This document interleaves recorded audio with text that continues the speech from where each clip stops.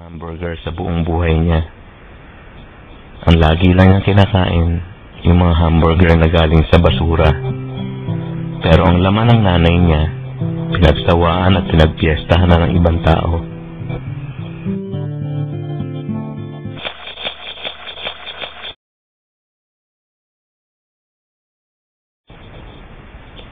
Ang layo naman ng tingin ni Buknoy. Tila takot na takot. Di na naman yata siya nakapag-uwi ng 2 latang sardinas na toka niya. Tiyak na tubo na naman ang tatama sa kanyang katawan. Minsan nga binuhusan ang ulo niya ng mainit na tubig. 7 taon pa lamang si Buknoy, mukhang 40 anyos na. Palibasa, walang sustansya ang kanyang kinakain. Kanin at asin lamang. Minsan may tagpipisong sitsirya. Puro bulate na marahil ang nasa tiyan niya.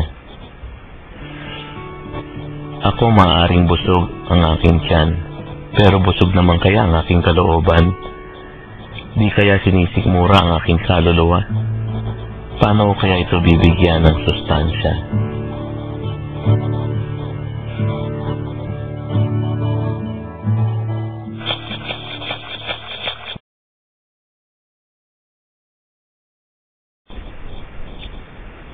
Tumambad sa aking mata ang karit at kalaykay ni Michael. Siya ang Indiana Jones ng tambakan. Kasama niya ang mga barkada niyang jumper sa matataas na truck ng basura. Madami na rin sa kanilang nasawi ang buhay sa ganitong gawain. Habang nagsuswimming ang aking mga anak sa resort, si Michael naman ay lumalangoy sa napakabahong basura. Nakakasuka, nakakarimarim. Halo-halo na pati patay na pusa at daga, kasama ng hinahalukay ng mananambakan. Iniipon para pakuluan at iprito. Pagpag ang tawag nila dito. Sus, nandiri pa ako. Pero sa totoo lang, kasama rin naman ako sa baho ng basura. Kasahog din naman ako sa bulok ng lipunan. May nagawa na ba ako para pabanguhin ito? O panay lang ang reklamo ko?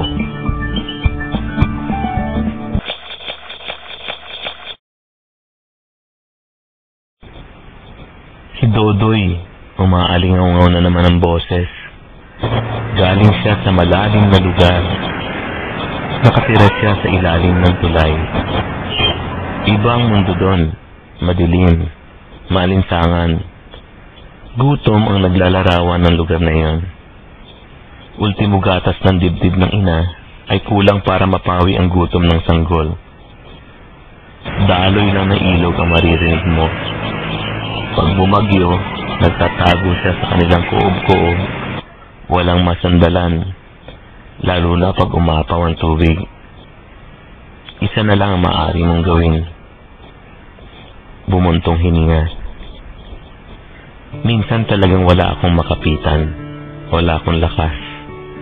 Tumitingala na lang ako sa ulap, pumipikit, bumubuntong hininga.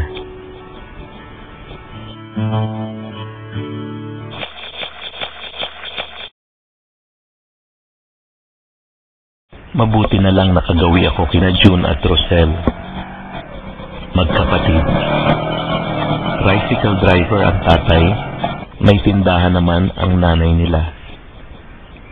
Mahirap lamang sila ngunit masaya ang kanilang pamilya. Pinatuloy nila ako sa kanilang dampa.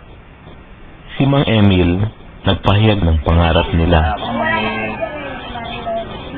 Matagal na akong driver sa tricycle. Pero okay na sa atin yun. Kahit umulan, bumagyo. Nalangin ko lang po na nabigyan ng parang yung pangarap ko sa mga anak ko na magandang magiging pinabukasan nila. Nagkwento nga si Aling Rose sa akin. Hindi sila magkaroon ng sakit. Yun lang din po pinanalangin ko. Pero hindi ba kayo natatakot na mag-iba itong sari-sari store nyo at yung halimbawa ma-demolish kayo? Natatakot rin po, pero nananalig ako sa Panginoon na nandyan naman siya eh.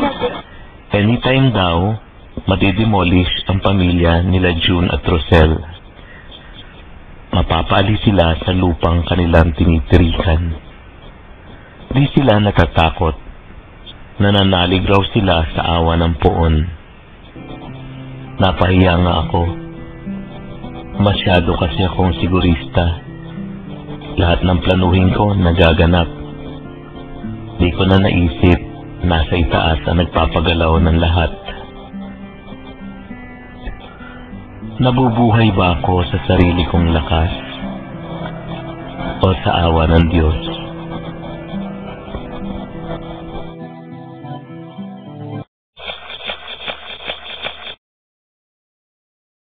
Si Sudan.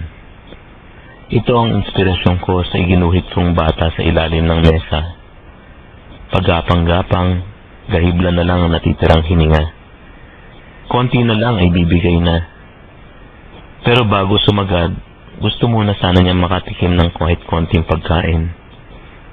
Abot kamay na naman. Ilan di pa na lamang. Ngunit sa likod niya ay may buitring naghihintay. Nakaredy na para lapain siya. Masakit sa mata pagmasdan ng eksenang ito. Nakakahilam. Ito ang nangyari sa Africa noong taggutom.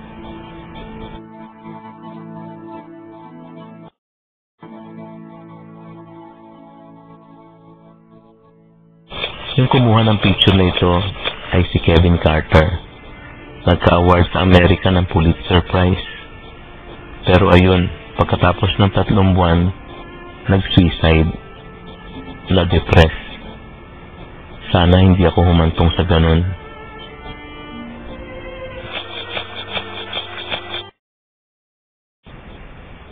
Isang dosenang figura na ikinuhit ng aking kamay. Si Nene, si Itok, si Emong, si Dodoy, si Joyce, si Sudan, si Onse, si Michael, si Buknoy, si Tinay, ang magkapatid na si June at si Rosel. Ilan lamang sila sa milyon-milyong bata na nabubuhay sa walang kulay na mundo. Statistika lang naman sila palagi, di ba? Walang may kilala, walang may pakialam. Sa kariton sila nabuhay, sa kariton na rin sila maaaring mamatay. Mahirap silang titigan, mahapdi sa mata. Maging si Kristo nga mismo napayuko at napailing. Parang sabi ni Jesus, kayo naman, palagi na lamang ba ako ang nagbibigay? Milagro na naman ba? Parang napagod na rin yata siya. Tuwing tatapos ako ng isang obra, sinisinop at hinuhugasan ko ang aking brush. Kasama na rin marahil dito ang paghuhugas kamay ko sa mga nasaksihan ko. Kasama na din dito ang pagmamalinis ko. Sa bawat kaplak at hagod ng aking brush, naitanong ko lang sa sarili ko, anong kulay ang maaari kong ilapat sa mga mukha ng batang ito? Kaya ba ng brush kong langgasin ang galis ng lipo ng aking ginagalawan? Kaya ba ng lapis ko may guhit ang landas nila? Kaya ba ng malapot na pintura baguhin ang anyo ng kanilang mga tahanan? Nakakapagod din ang maging pintor. Walang direksyon, pawarde-warde lang. Ngunit dahil sa kanila, para akong naglakbay, para akong nakitang sarili ko sa canvas ng lipunan.